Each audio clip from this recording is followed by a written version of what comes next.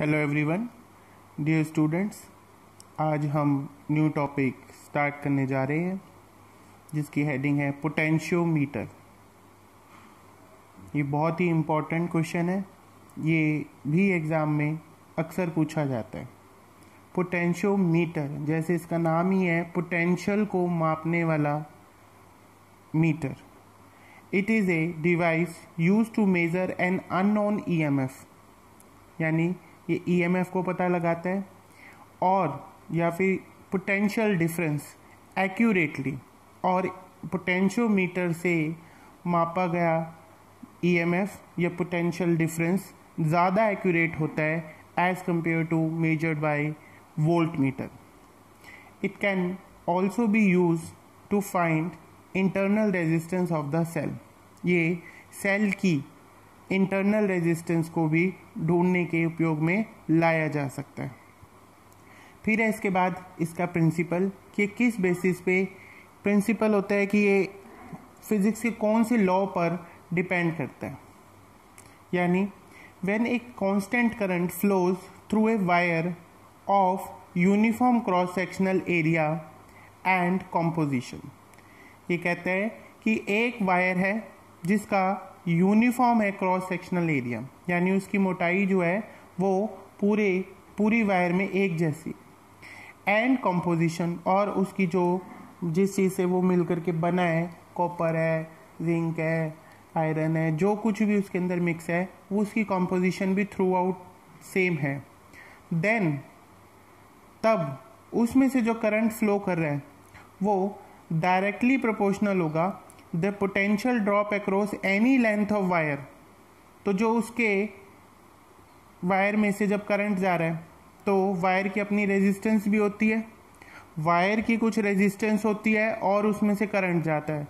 तो V is to I R से हम ये कहते हैं कि इस पे कुछ वोल्टेज का ड्रॉप हुआ है, यानी पोटेंशियल ड्रॉप जो होगा उस वायर पे across any length of wire is directly proportional to the length of wire. जितनी ज़्यादा लेंथ होगी कंडक्टर की, वायर की, उतना ही ज़्यादा पोटेंशियल का ड्रॉप होगा। ये हम जब हमने रेजिस्टेंस को पढ़ा था तभी भी देखा था कि रेजिस्टेंस जो है वो लेंथ ऑफ द कंडक्टर पर डिपेंड करती है। इसके बाद है कि अब हमने कहा कि as V is to I R, जैसे वोल्टेज जो होती है पोटेंशियल डिफरेंस वो आई आर के बराबर होता है। ओम्स लॉ की डेफिनेशन ही है। आर की जगह हमने आर की फॉर्मूला डाला रेजिस्टेंस का, जो कि होता है रो एल बाई ए। तो इसमें वो कहता है रो यानी nature of the material, composition आ गई जिसमें, I current, area of cross section. ये तीनों को अगर हम कांस्टेंट रखते हैं तो ये तीनों चीज़ें कांस्टेंट मिला करके आई रो ए और इक्वल टू मिला करके वापस क्या बन गया, प्रोपोर्शनल का साइन, यानी V is proportional to L, length के प्रोपोर्शनल हो गया। जब प्रोपोर्शनल का साइन हटाया तो K नाम का कांस्टेंट आ गया, जिसको ही हमने ये माना था, क्या माना था, I रो बाय A। इसको हम बोलते हैं पोटेंशियल ग्रेडियंट। ये बहुत इंपॉर्टेंट टर्म है, बार बार एग्जाम में पूछी जाती है। पोटेंशियल ग्रेडियंट यानी वोल्टेज पर यूनिट लेंथ भी बोलते हैं इसे। तो इसको K लेटर से हम डिनोट करते हैं और इसकी यूनिट क्या होगी, वोल्ट पर मीटर, वोल्ट पर मीटर। ठीक है। अभी कहते हैं फॉर मोर सेंसिटिव पोटेंशियोमीटर, जितना ज़्यादा पोटेंशियोमीटर सेंसिटिव होगा उतनी उसकी लेंथ होगी, यानी कि for more sensitive K should be less, यानी पोटेंशियल ग्रेडियंट क्या होगा, लेस होगा, जितना उतनी ज़्यादा ये सेंसिटिविटी होगी पोटेंशियोमीटर की।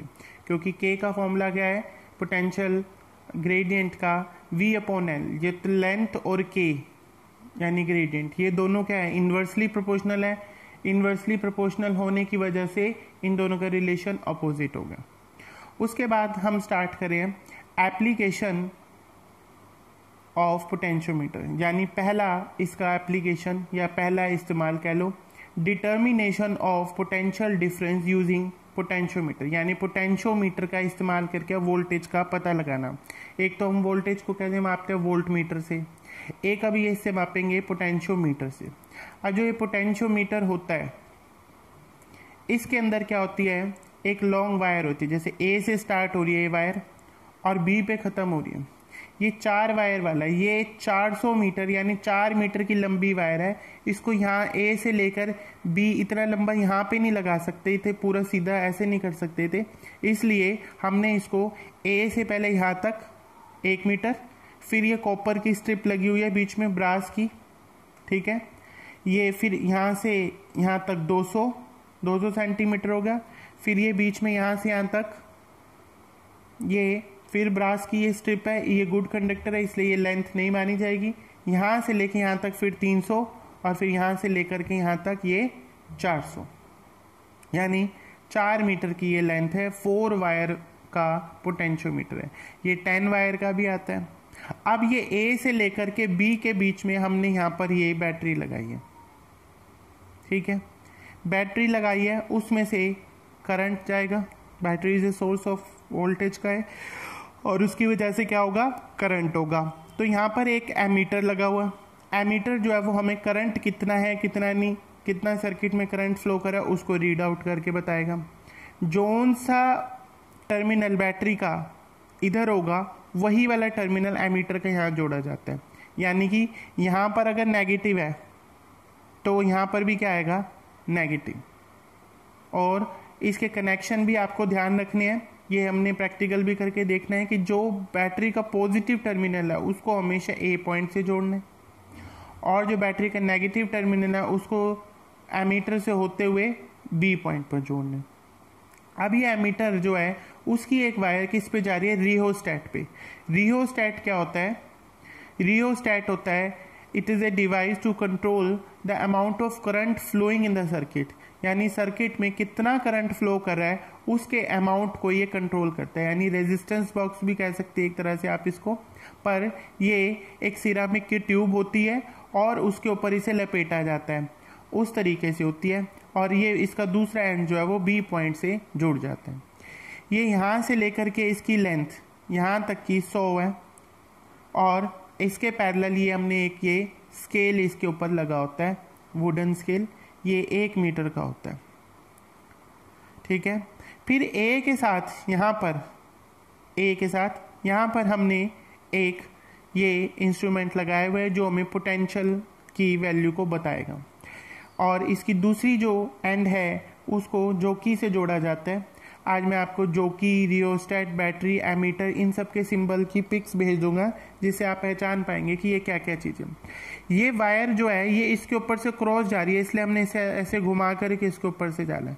अगर हम सीधी लाइन खींच देते तो यहाँ पे ये कनेक्शन माना जाएगा, अगर यहाँ पे भी सीधी लाइन भेज देते तो यहाँ पे कनेक्टेड माना जाएगा, इसलिए हमने इसको क्रॉसिंग करते हुए दिखाया है कि ये जो वायर है ये यहाँ पे क्या कर रही है, क्रॉस कर रही है। अगर यहाँ पर है तो ए से लेकर यहाँ तक की लेंथ कितनी हो गई, यहाँ तक की 100 हो गई थी, यहाँ पे 200 हो गई थी, 200 के बाद यहाँ से पढ़ना शुरू करेंगे, 200 के बाद ये मान लो कि 50 हो गई, तो ए से लेकर यहाँ तक की लेंथ कितनी हुई, 250। यहाँ से यहाँ तक कितनी हुई, 100, फिर 100 से यहाँ से 101 से लेकर यहाँ हुई 200, 200 के बाद ये करंट यहाँ गया और यहाँ से कितना पड़ा, यहाँ से यहाँ तक 50 है, 40 है, जो भी है यहाँ तक। अगर ये यहाँ होती तो 60 होती, अगर यहाँ होती तो 80, 90 ऐसे जो भी मतलब यहाँ पर रीडिंग होती। किसको देख लेंगे, यहाँ से देख लेंगे हम, यहाँ पे ये स्केल साथ साथ चल रहे हैं ना, तो यहाँ पर अगर पॉइंट लगता है तो इसकी बिल्कुल सीध में हम यहाँ पे देख लेते कि ये 60 है, 70 है, 50 है, कितना है, तो हम ये कह देते कि ये इतनी लेंथ पे इतनी वोल्टेज है। अब ये लेंथ जितनी ज़्यादा होगी, अगर ये लेंथ यहाँ पर होगी तो ये 300, 300 के बाद यहाँ पे कुछ होगा 350, 340, कुछ 330, तो जितनी ज़्यादा लेंथ होगी उतना ही ज़्यादा ये पोटेंशियल को मापेगा और फुल कितना माप सकता है, इतना।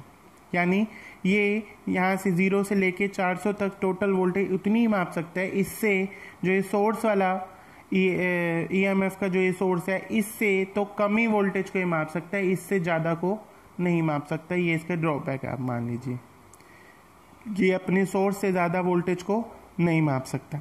तो ये सारा अरेंजमेंट जो है ये एक वुडन स्केल के ऊपर, वुडन बोर्ड के ऊपर सारा लगा होता है जिसमें 4 वायर होते हैं। ये वायर जो है ये कॉन्स्टेंटन मटेरियल की बनी होती है, जिसमें कॉपर, निक्रोम ये सब मिक्स होता है। इसकी कॉम्पोजिशन मैंने आपको पहले बताई हुई है। इसको ही हम कल कंटिन्यू करेंगे। Thank you.